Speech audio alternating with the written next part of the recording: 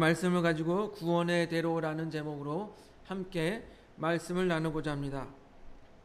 제가 여러분에게 질문 하나를 드리겠습니다. 여러분, 어느 목적지를 가려고 할 때 여러분들은 큰 길을 선호하십니까? 아니면 좁은 길을 선호하십니까?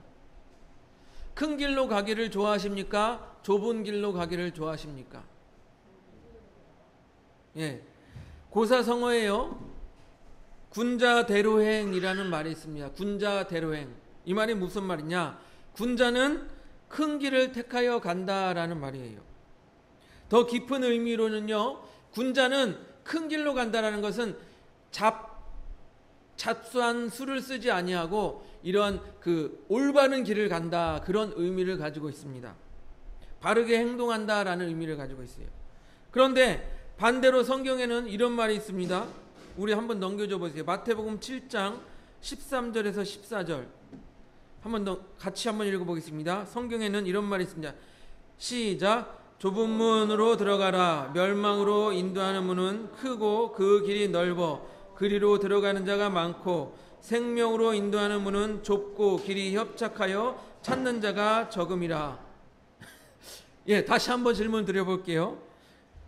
우리는 큰 길로 가야 될까요? 좁은 길로 가야 될까요? 예? 큰 길로 가야 될까요? 좁은 길로 가야 될까요? 어렵죠? 그래도 우리는 성경을 믿는 그리스도인인데 성경에 좁은 길로 가라고 하니까 좁은 길을 가야 하지 않겠습니까? 이렇게 생각하는 분들이 많을 것입니다. 그런데요, 제가 여러분에게 드린 질문 자체가 우매한 질문이었어요. 쉽게 말하면 멍청한 질문이었다라는 것입니다. 왜 그러냐?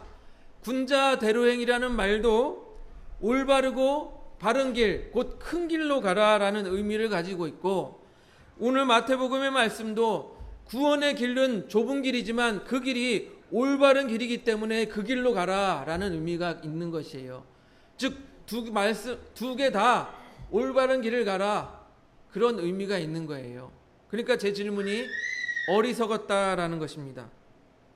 그렇게 그리스도인들에게는 어떻게 보면 넓은 길은요, 세상의 가치관을 가지고 세상의 즐거움과 세상의 쾌락을 쫓아서 사는 삶을 넓은 길이라고 할 수 있고, 좁은 길은 예수 그리스도를 믿고 예수 그리스도를 따르는 길이라고 말씀을 드릴 수가 있습니다. 그런데 왜 예수 그리스도를 따르는 길이 좁은 길이냐? 세상 사람들처럼 세상의 즐거움과 세상의 쾌락을 쫓지 아니하고 세상의 성공을 쫓지 아니하고 예수님을 따라 희생과 어려움을 당하는 그 길을 가기 때문에 좁은 길이라고 말을 하는 거예요. 곧 그 길은 무엇이에요? 구원의 길입니다. 반대로 그리스도인들에게 넓은 길은 세상의 길이고 곧 멸망의 길을 의미한다라는 것입니다. 그런데요, 지금 성경에서 예수님께서 좁은 길을 가라고 하셨잖아요. 그런데 오늘 성경에서 본문을 보니까 큰 길이 나온다라는 거예요. 큰 길, 대로 큰 길을 가야 한다라는 말이 나온다라는 거예요. 우리 본문 이사야서 35장 8절을 같이 보도록 하겠습니다. 넘겨주세요. 이사야서 35장 8절을 보면 대로가 나옵니다. 같이 읽어보겠습니다.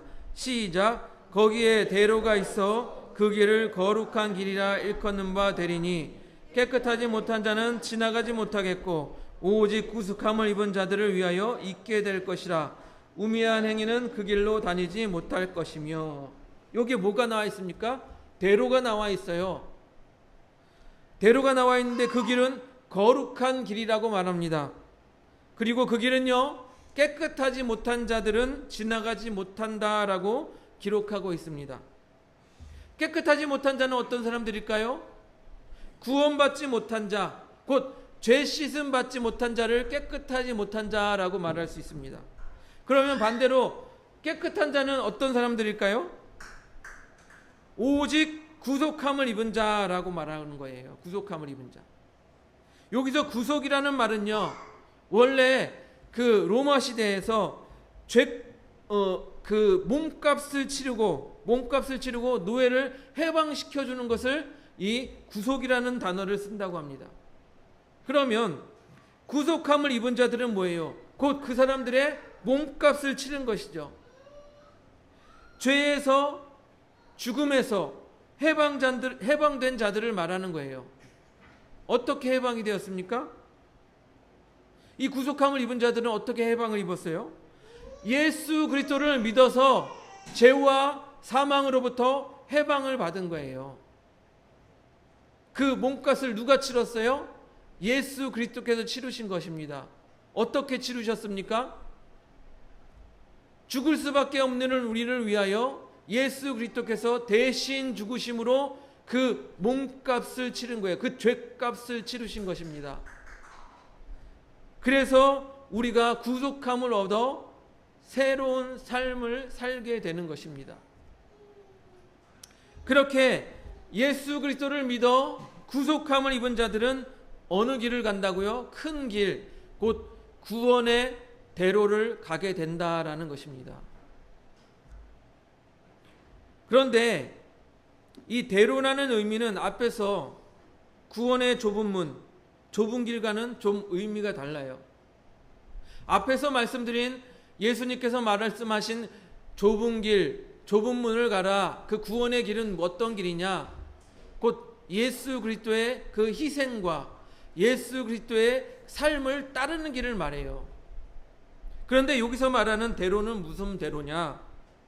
여기서 말하는 대로는 예수 그리스도께서 우리를 대속하셨으니 우리가 예수를 믿고 따라가면 그 누구도 이 구원의 길에서 우리를 벗어나게 할 수 없다.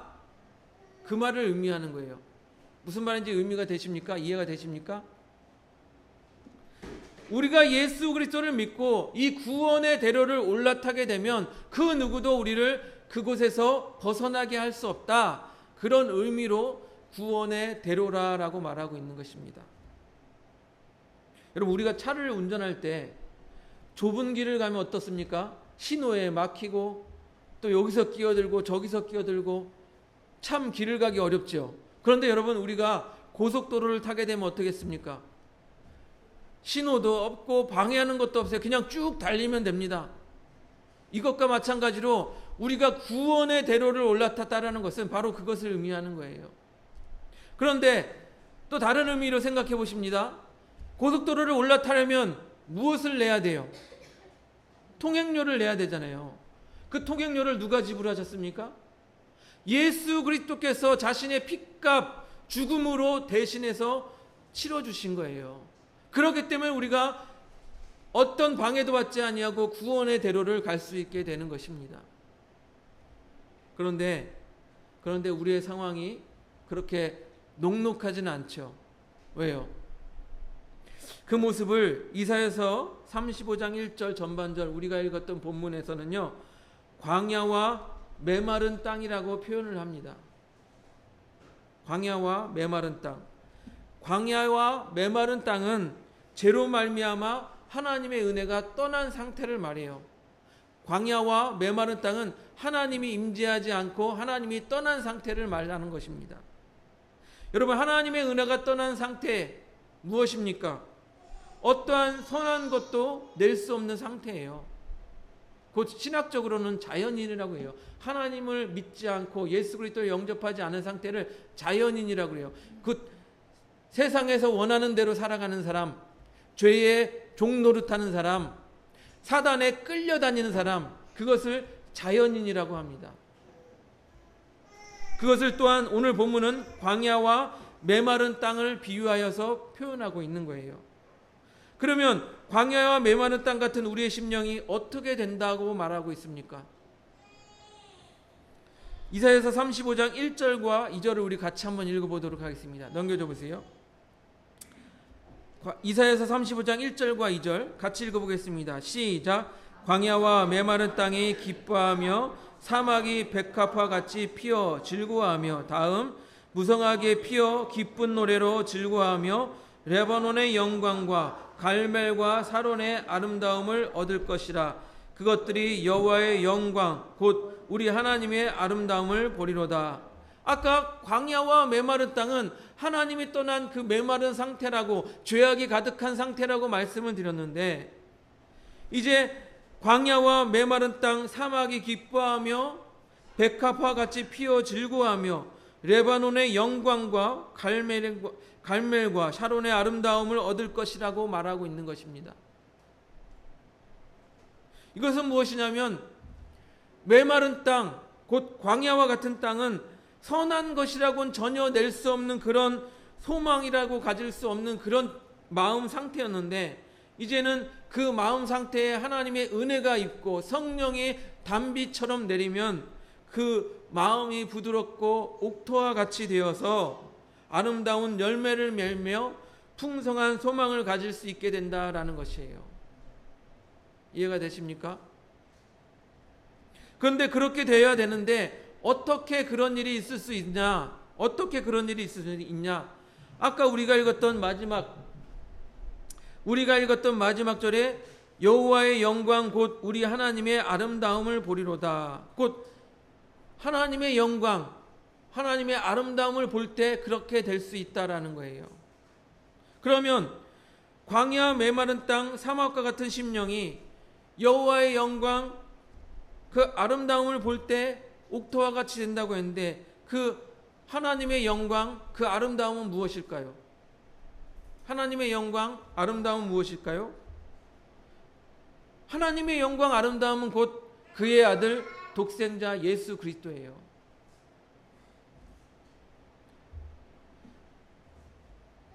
예수 그리스도께서 하나님의 본체시지만 그 영광을 버리고 이 땅에 내려왔습니다. 하나님이 그 아들을 보내셔서 우리를 구원케 하신 것, 그것이 곧 하나님의 영광이고 하나님의 아름다움이라는 것입니다. 여러분, 아까 뭐라고 말씀을 드렸어요? 그 하나님의 영광 예수 그리스도를 보기 전에는 우리 모든 사람이 어떤 사람이에요? 메마른 땅과 같고 광야와 같아서 선한 것을 낼 수 없다라고 말씀드렸습니다. 선한 행동을 할 수 없다고 말씀드렸어요. 그러나 예수 그리스도께서 이 땅에 오셔서 우리의 산소망이 되시고 우리가 예수 그리스도를 믿어 예수 그리스도를 따른다고 할 때 우리는 어떻게 됐습니까? 변화되어서 새로운 피조물이 되어서 선한 것을 낼 수 있게 된 것입니다. 의롭다함을 얻게 된 것이에요. 곧 예수 그리스도를 믿고 예수 그리스도를 영접하기만 하면 그 심령에 은혜의 단비같이 성령의 비가 내려서 그가 변화된 삶을 살 수 있다라는 것입니다. 이제 성령의 단비를 맞은 그리스도인들은요, 악한 일만 생각하는 그런 악한 자연인에서 변화되어 이제는 선한 일을 하고 복된 일을 계획하게 된 것입니다. 지난주에 저희가 문중경 전도사님의 그런 영상을 보았습니다. 우리가 보았듯이 그 섬에 어땠습니까? 악한 일만 가득하고 희망과 소망이라는 건 전혀 찾아볼 수 없는 그 섬에 문중경 전도사님이 예수 그리스도의 복음을 들고 가서 그 복음을 전할 때 그 섬이 변화되는 것을 보았지 않습니까? 광야와 같이 메마른 땅, 그리고 사막과 같은 우리의 인간의 심령에 예수 그리스도를 전하고 예수 그리스도가 그 가운데 임하게 될 때 사람은 어떻게 된다고요? 선한 일을 하게 되고 기쁨과 즐거움의 노래를 부를 수 있게 된다라는 것입니다. 그래서 오늘 말씀은요, 회복의 말씀을 전하고 있습니다. 소망의 말씀을 전하고 있어요. 이사야서 35장 3절과 4절의 말씀을 보면요, 넘겨줘 보세요. 같이 읽어보겠습니다. 이사야서 35장 3절과 4절 같이 읽어보겠습니다. 시작. 너희는 악한 손을 강하게 하며 떨리는 무릎을 굳게 하며, 다음, 겁내는 자들에게 이르기를 굳세어라, 두려워하지 말라. 보라, 너희 하나님이 오사 보복하시며 갚아주실 것이라. 하나님이 오사 너희를 구하시리라. 하나님께서 어떻게 하신다고 하십니까? 오셔서 보복하시고 대신 갚아주실 것이다 라고 말씀하고 있어요. 곧 하나님이 오셔서 구원하실 것이다 라고 말씀하고 있습니다. 그렇습니다. 이 말씀은요, 원수들의 압제의 하에 있는 백성들을 위한 위로의 말씀이에요. 회복의 말씀이고 소망의 말씀입니다. 어떤 상황이었냐? 이스라엘은 아수르에 의하여 온 나라가 황폐하게 되고 이제는 예루살렘마저 포위당하여 멸망할 위기에 처해 있습니다. 유다 사람들을 향한 하나님의 권고의 말씀이자 또한 소망의 말씀이라는 거예요. 하나님으로부터 유다의 구원과 회복의 계시를 받은 이 이사야 선지자가 그 소식을 유다의 지도자들에게 전합니다. 그리고 유다의 지도자들은 어떻게 합니까? 실망과 낙담에 빠져 있고 두려움에 떨고 있는 그 유다 백성들에게 하나님의 구원의 소망을 전해주는 거예요. 여러분, 이렇게 보면요, 하나님께서 이사야 선지자에게 소망을 주시고 또 이사야 선지자는 유다의 지도자들에게 그 말씀을 전하고 유다의 지도자들은 다시 유다의 백성들에게 그 소망을 전하는 것, 이렇게 전화해지고 있지 않습니까? 이 말은 하나님의 은혜를 체험한 사람들이 그 마음이 굳건해져서 다시 하나님의 은혜를 모르고 연약한 자들에게, 세상에 힘들어하는 자들에게 그 소망의 말씀을 전화해 주는 것을 의미하는 거예요. 다시 말해, 믿음이 굳건한 사람이 믿음이 연약한 사람에게 하나님께서 주실 구원의 소식, 최종 승리를 증거하고 전하는 것을 의미하는 것입니다. 여러분, 교회 안에 믿음이 강한 사람이 있는가 반면에 또 믿음이 연약한 사람이 있습니다. 여러분, 믿음이 강한 사람들은요, 어떠한 시련이 닥쳐오고 어떠한 어려움이 닥쳐와도 굳건한 믿음을 가지고 내가 만난 하나님, 내가 믿는 예수님을 의지하며 그것을 이겨낼 수가 있어요. 그런데 여러분, 믿음이 연약한 사람들은 어떻습니까? 조금만 시험이 닥쳐와도 흔들리고 조금만 어려움을 닥쳐도 믿음을 잃어버리는 경우가 많습니다. 그러면 믿음이 굳건한 사람들이 이들을 어떻게 해야 돼요? 권면해야 되잖아요. 야, 내가 만난 하나님은 내가 이런 어려움에 닥쳤을 때, 이런 문제에 닥쳤을 때 이렇게 해결해 주셨어. 내가 만난 하나님은 내가 이러한 질병에 걸렸을 때 이렇게 고쳐주셨어. 그렇게 그 먼저 만난 사람이, 믿음이 강한 사람이 믿음이 연약한 사람에게 증거하여 준다면 그들이 어떨까요? 소망을 가지지 않겠습니까? 나도 저 사람이 만난 그 하나님을 만나고 저 사람이 만난 그 예수님을 나도 만나야겠다.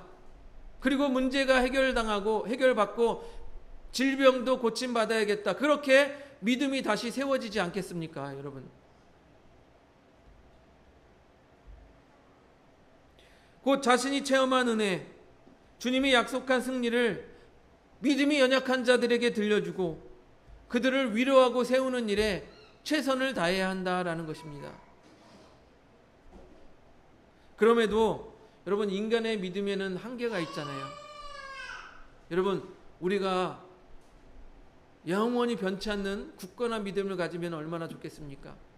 그럼에도 불구하고 우리는 믿음이 흔들릴 때가 있고 믿음이 연약할 때가 있는 거예요.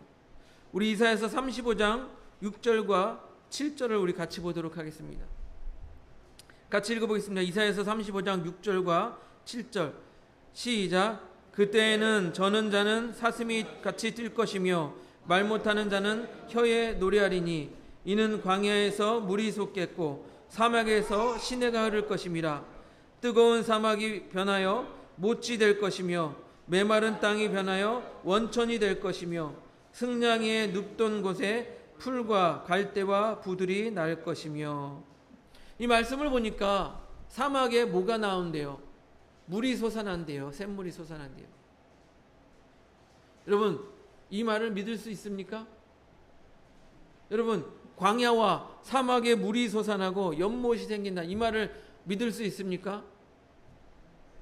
사막에 가끔 오아시스는 있지만 그것은 작은 곳에 불과해요. 사막에서 생명이 흘러넘치고 시내가 흘러넘치는 일은 쉽지 않습니다. 그래서 믿을 수가 없어요. 이와 같이 비슷한 의심을 한 사람이 있는데 곧 우리가 위대한 믿음의 사람이라고 생각하는 모세도 이와 같이 의심을 했다라는 거예요. 여러분, 모세가 이스라엘 백성을 이집트에서 이끌어냈습니다. 그런데 이 이스라엘 백성들은 하나님의 약속을 의심했어요. 하나님께서 이들이 일하지도 않고 곡식을 거두지도 않았는데 날마다 만나를 내려서 이들을 먹게 하셨어요. 그런데 이들이 뭐라고 원망을 합니까? 와, 이 날마다 이 만나 먹는 거 이거 우리 지겹다. 우리도 고기 좀 먹어보자. 우리가 이집트에 있을 때는 그 주인들의 그 삶는 고기도 이렇게 조금씩 건져 먹었는데 우리도 고기 좀 먹어봅시다 라고 불평과 원망을 했던 것이에요.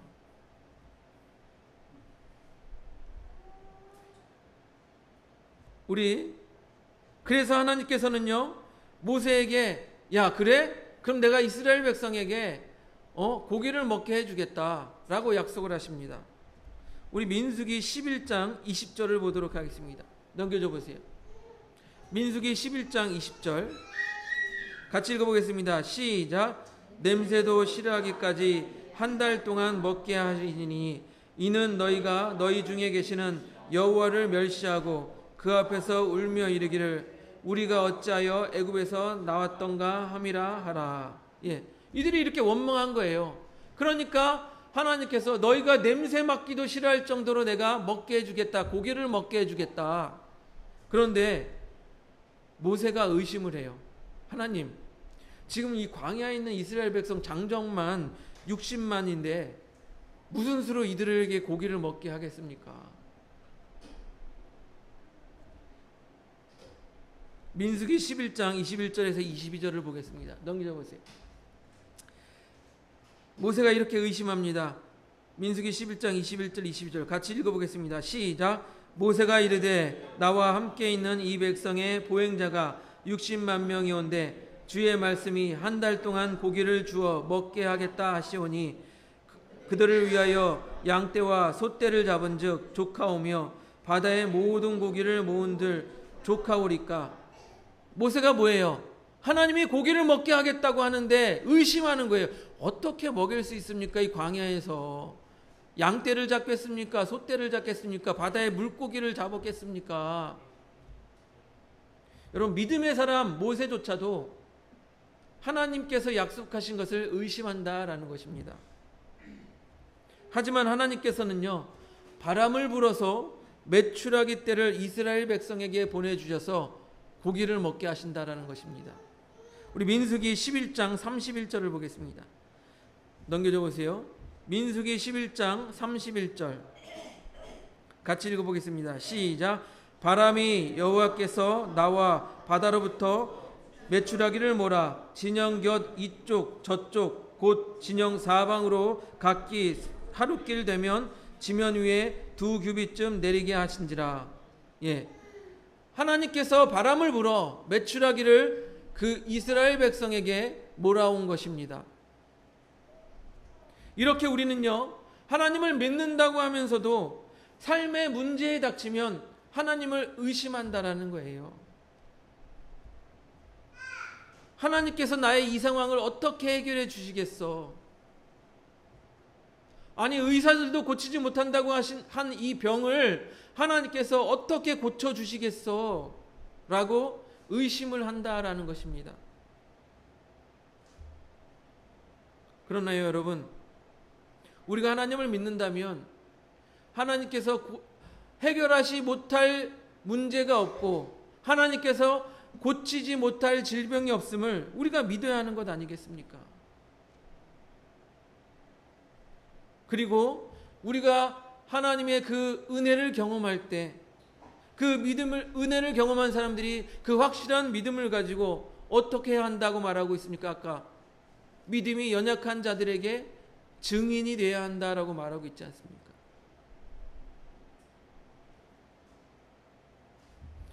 하나님께서 나의 그 문제를 이렇게 해결하셨어. 하나님께서 나의 그 질병을 이렇게 고쳐주셨어 라고 그 증인이 되어야 한다는 것입니다. 그래서 7절에 뜨거운 사막이 변하여 못지 될 것이며 메마른 땅이 변하여 원천이 될 것이며 라고 말하고 있습니다. 여러분, 원천이 뭐예요? 물이 흘러나오는 원천이 무엇입니까? 생명의 근원 아니겠습니까? 물이 흘러넘쳐서 주변을 적시고 주변을 풀이 자라나게 하듯이 하나님의 은혜를 받은 자, 믿음이 굳건하게 된 자는 그 생명의 원천이 되어서 믿음이 연약한 자들에게 흘려보내야 되는 거예요. 그들에게 하나님의 증인이 되고 예수 그리스도의 증인이 되어서 그들로 하여금 믿음 가운데 굳건히 설 수 있도록 그 원천이 되어야 한다는 것입니다. 결국 그리스도를 믿어서 성령을 받아 거듭난 사람은 어떻게 됩니까? 다른 사람을 유익하게 하고 구원에 이르도록 그들에게 예수 그리스도를 전해야 한다라는 것입니다. 사랑하는 성도 여러분, 우리는요 예수 그리스도를 믿음으로 세상 사람들이 가는 넓은 문, 넓은 길을 가는 사람들이 아닙니다. 예수 그리스도를 닮아서 좁은 문, 좁은 길을 가는 사람들이 바로 우리라는 것입니다. 예수님께서 온 인류를 위하여 자기 자신을 희생하셨듯이 우리도 이웃을 위하여 또한 형제 자매를 위하여 희생할 수 있어야 된다라는 것입니다. 그리고 세상 사람들은 이 세상을 즐기지만 우리는 예수 그리스도를 닮음으로 말미암아 이 세상을 즐기지 못하고 자기의 삶을 절제할 수 있어야 된다라는 것입니다. 그런 의미에서 우리는 좁은 문, 좁은 길을 가는 사람들입니다. 하지만 오늘 제가 말씀드린 것처럼 또한 우리는 구원의 대로를 가는 사람들입니다. 왜 그렇습니까? 예수 그리스도를 믿고 예수 그리스도를 따르기로 결심한 이후 우리는 구원의 대로를 가서 어느 누구도 그 구원의 길에서 우리를 탈락시킬 수 없다라는 것이에요. 이사야서 35장 9절을 같이 보도록 하겠습니다.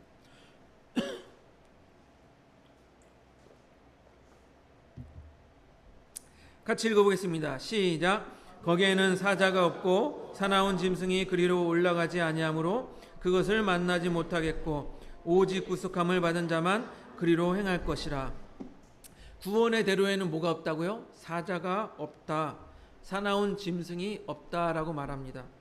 사자와 같은 짐승은 뭐예요? 우리를 구원의 길에서 끄집어내려고 하는 이 악한 세력을 말합니다.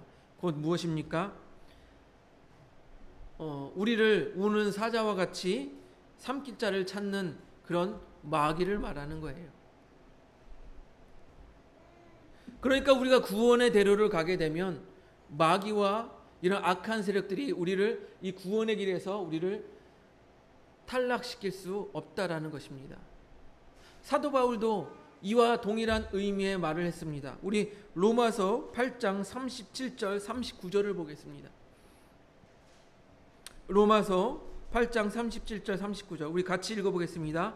시작. 그러나 이 모든 일에 우리를 사랑하시는 이로 말미암아 우리가 넉넉히 이기느니라.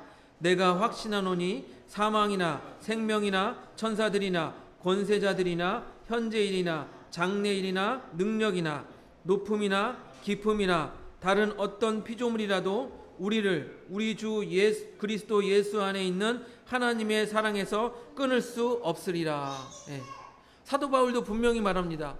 우리가 예수 그리스도의 사랑에 붙들려 있으면 이 세상의 어떤 것도 우리를 그것에서 예수 그리스도의 사랑에서 끊을 수 없다라고 말합니다.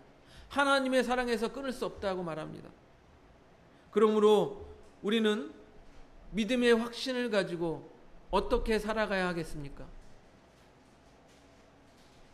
교회 안에서나 주변에서 믿음이 연약한 자들에게 내가 만난 예수 그리스도를 전하고 나에게 하나님께서 어떠한 은혜를 베푸셨는지 전하는 삶을 살아야 한다라는 것입니다. 하나님께서 나의 문제를 해결해 주셨어. 하나님께서 나의 질병을 고쳐 주셨어 라고 이렇게 증거하는 삶을 살아야 한다라는 것입니다. 그것이 곧 어떤 길이에요? 구원의 대로를 가는 그리스도인의 삶인 것입니다. 그렇게 구원의 대로를 가는 우리 하늘범교회 성도님들이 되시기를 주님의 이름으로 축복드립니다.